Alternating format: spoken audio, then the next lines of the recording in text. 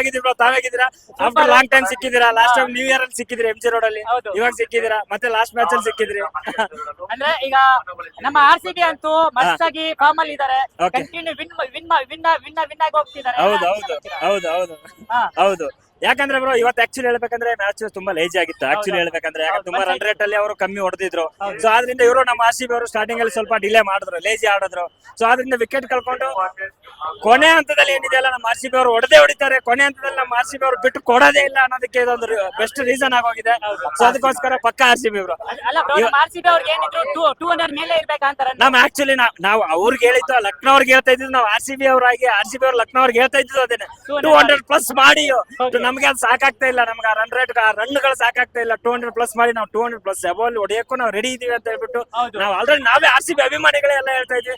But ಆದ್ರೂ ಅವರು 200 below ಆಗೋದ್ರು. So ಆದ್ರೂ ಲಕ್ನೋ ಅವ್ರು ನಮ್ಮ ಹತ್ರ ಲಕ್ ಇಲ್ದಿರಂಗ್ ಸೋಲ್ಸಿದ್ರು. ಜೈ RCB.